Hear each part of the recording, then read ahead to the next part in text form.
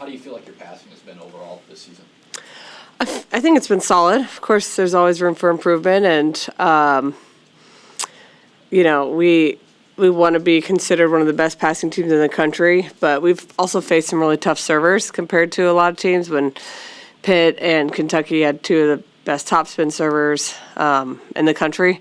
So I think some of those numbers are skewed a little bit by aces, where hopefully we don't give up 4 or 5 aces against the same server too often this year.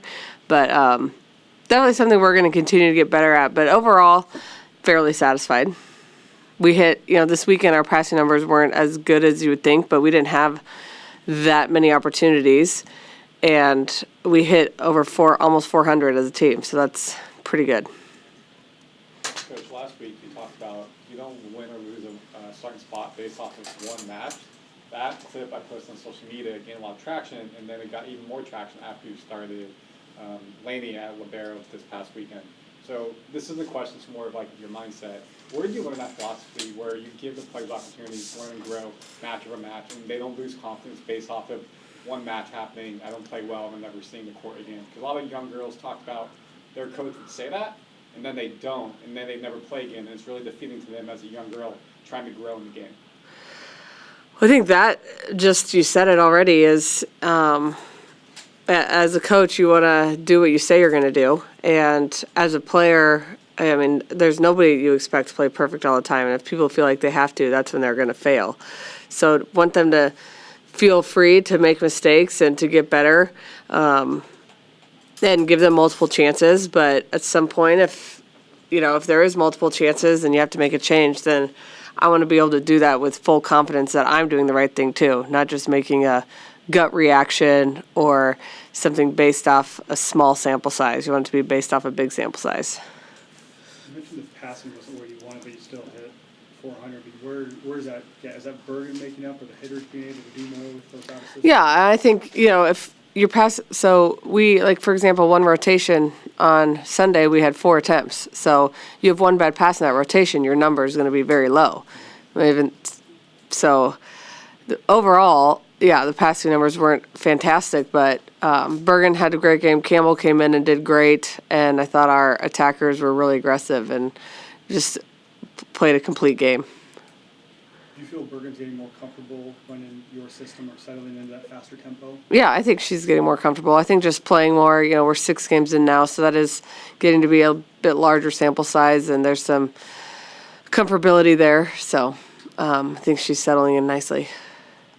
Dani, I think you may have said it on radio last week, and Bergen mentioned it here a minute ago, the need for your team not to feel relieved after they win a big match. For you, why is that so important? Because it's a long season, and if you're feeling relieved after every game, it takes a lot of the joy out of it and the fun. And I want our team to be playing free and enjoying every minute, and whether it's a big opponent or a small opponent, that we are taking it for what it is. And it's like the most important thing in this program is the thing we're doing right now.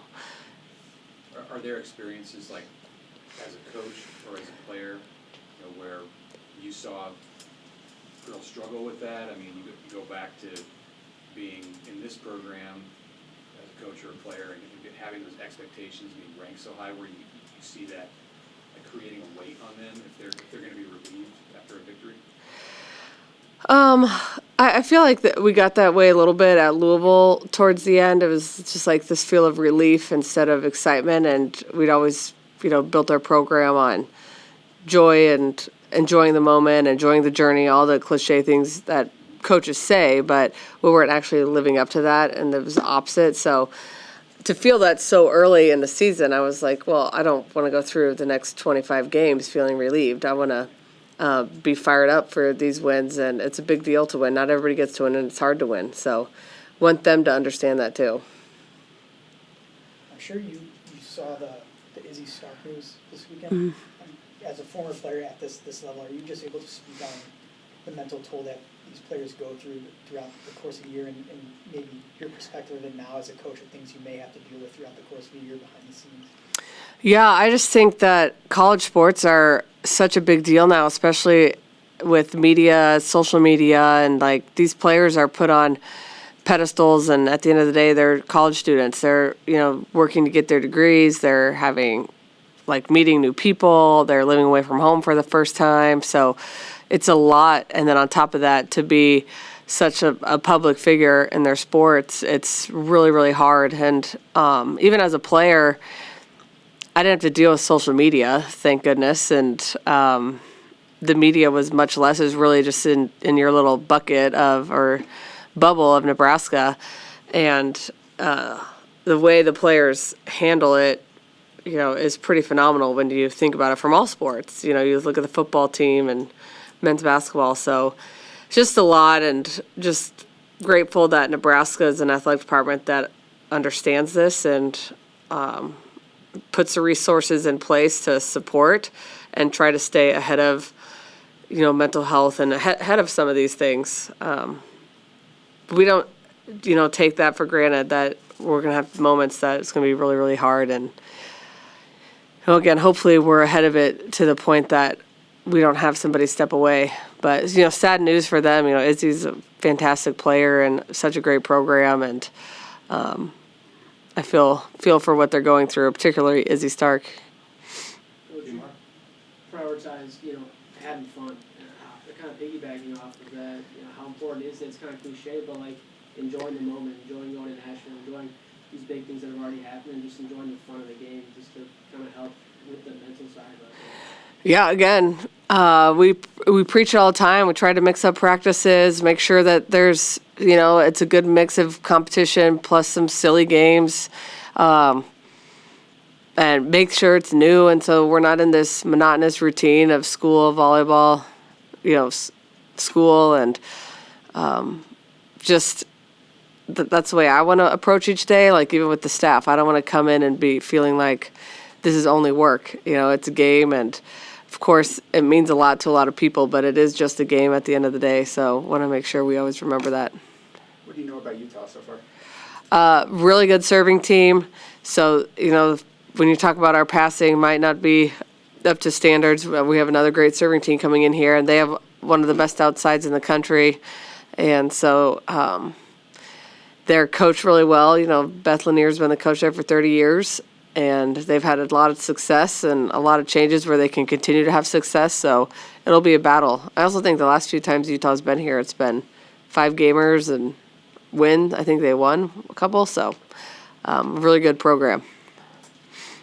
What, 3 weeks and enter the 4th week of the season, do you feel like you have a good grasp of what the talent level is on this roster? There's still combinations, players are still trying to figure out their role and what needs to go. Well, I think we have a good grasp. It's with this team, because it's so talented, roles will be evolving all year, but I think we have a better handle on how to use them, when to use them, and like what potential changes could happen in the future.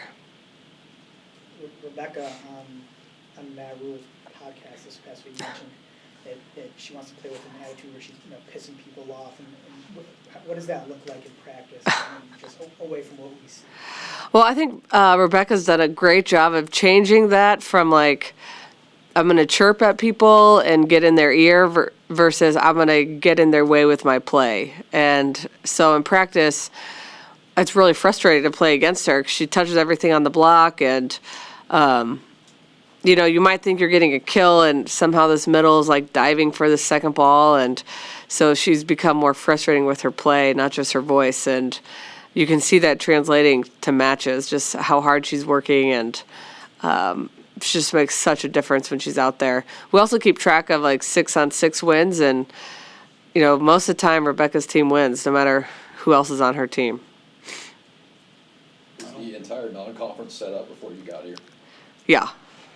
Yes. What have you liked about how it's, now that you're into the non-conference, what have you liked about how it's set up? What you got? What do I like?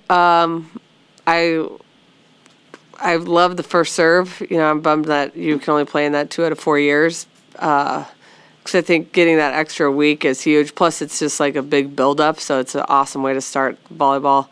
I also think we have a good mix of, teams that we quote-unquote should beat versus some great competition. And getting to play some of the West Coast or Western teams is fun because we don't see them very often. So you talk about Utah, Arizona, Grand Canyon, we don't know a lot about them, so it's always fun to play those teams that you don't see all the time.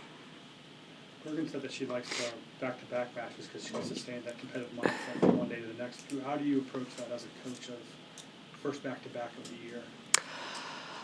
Oh, can't say I have a strong preference either way. I think back-to-back you might worry a little bit more about rest time and how fresh we'll be the next day. So like you worry a little bit more about sleep patterns and meals, but other than that, it's pretty much the same as usual, and just really encourage the players to take extra care of themselves when it comes to the little things when you're playing back-to-back. You only have 4, I think, the entire season. Is the sport moving away from that, or just giving them time to do that? Yeah, I feel like I think it's TV. You know, the sport. They're moving matches midweek. They're showcasing volleyball at main times. So, I don't think it's really coaches or conferences that are pushing that. I think it's just more where the sport's going with TV. You won't tell them no to give that extra rest in there, right? No, I won't tell them no. I also won't ever say no to putting a match on a major TV network. That's for sure. All right, thank you, everybody. Thanks. Thanks, Dan. Thanks.